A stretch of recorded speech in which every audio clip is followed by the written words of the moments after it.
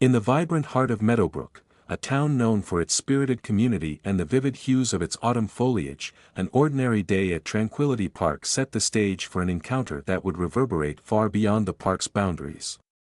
The crisp air carried the earthy scent of fallen leaves and distant bonfires, blending with the peaceful rustle of trees. For 14-year-old Ethan Carter, this park was a sanctuary, a haven where he could sketch and immerse himself in the creative visions for his art class. Ethan leaned against an ancient oak tree, his sketchbook spread across his knees. His pencil glided over the page, capturing the interplay of sunlight and shadow among the swirling autumn leaves. He was working on a mural design for his school, a piece that sought to celebrate unity and community. Each stroke of his pencil brought him closer to realizing his vision, the world around him fading into a soft background hum. Meanwhile, not everyone in the park shared Ethan's tranquility. From a nearby bench, Margaret Hale observed him with a growing sense of unease. Margaret, a longtime resident of Meadowbrook, had seen her town evolve in ways that often left her feeling displaced and uncertain. Her gaze flitted nervously between Ethan and her phone, her fingers tapping an anxious rhythm against the bench. As Ethan shifted to stretch his legs, Margaret's suspicions deepened. Who is this boy, she thought, her mind spiraling into conjecture. Why is he here, sitting alone? Her concern escalated into fear, rooted in the unease of seeing something she didn't immediately understand. Finally, her apprehension spurred her into action. Rising decisively, she approached Ethan, her steps crunching against the gravel path. "Excuse me, young man," Margaret's voice broke the stillness, startling Ethan from his creative reverie. He looked up, puzzled. "Yes," he replied hesitantly. "What are you doing here?" Margaret's tone was firm, her arms crossed tightly over her chest. Ethan blinked, taken aback.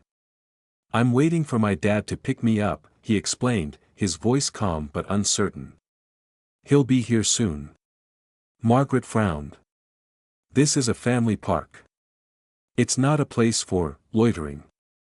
Her words hung in the air, unspoken accusations underlying her statement. Ethan's expression hardened slightly. "I'm not loitering," he said, his tone respectful yet firm. "I'm just drawing while I wait."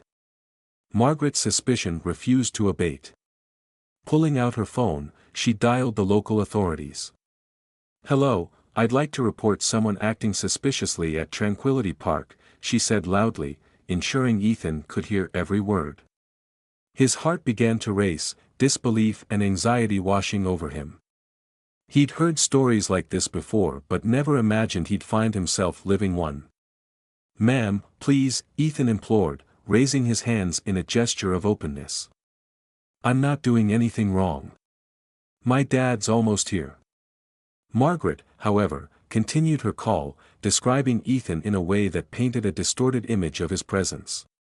The serene atmosphere of the park was shattered moments later by the wail of sirens. 2 police cars pulled up, their flashing lights cutting through the golden glow of the setting sun. Officers disembarked, their demeanor measured but authoritative.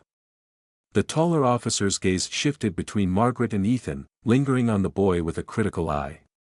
"What seems to be the problem here?" the officer asked, his voice calm yet commanding. Margaret stepped forward, her voice laced with conviction. "This boy has been sitting here alone, acting suspiciously. I thought it was best to call you." The officer turned his attention to Ethan. "Son, do you have any identification?" "No, sir," Ethan replied, his voice steady despite his fear. "I'm only 14. I don't carry ID. I'm just waiting for my dad." The officer nodded slightly. "All right. Can you tell me why you're here?" Ethan gestured to his sketchbook. "I come here to draw. It's peaceful. My dad knows where I am."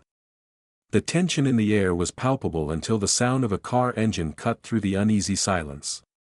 A sleek sedan pulled into the lot, and out stepped Chief Hannah Carter, Ethan's mother.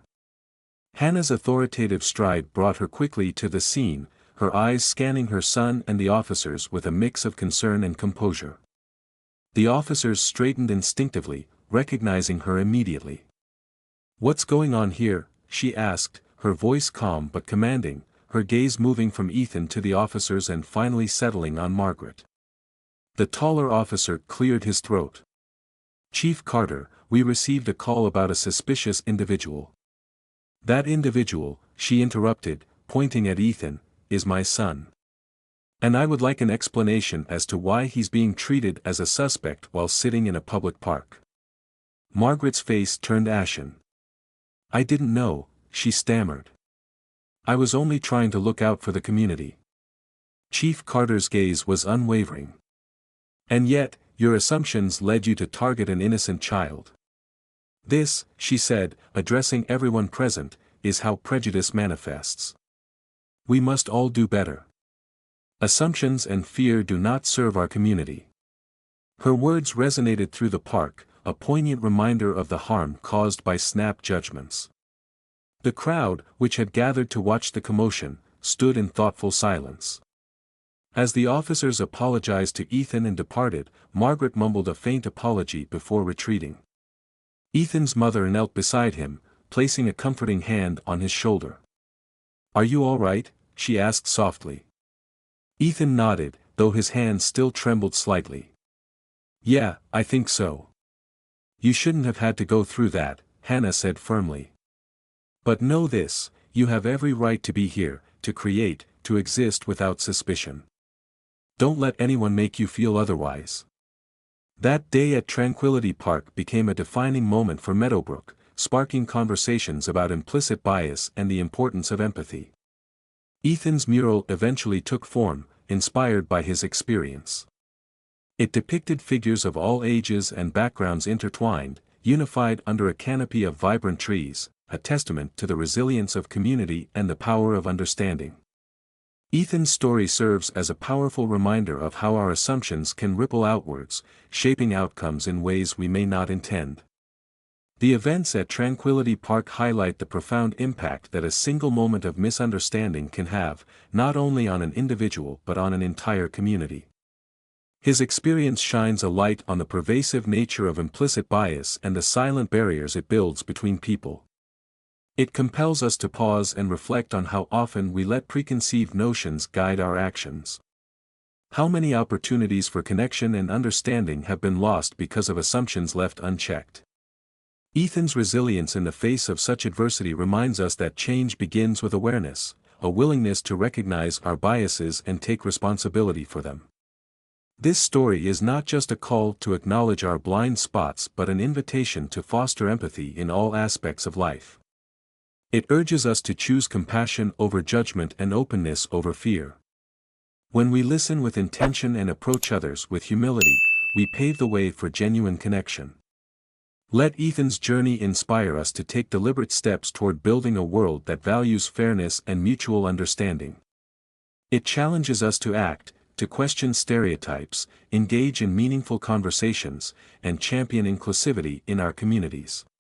Together, we can transform the silent currents of bias into powerful waves of positive change, creating a society where everyone is seen, heard, and valued for who they truly are.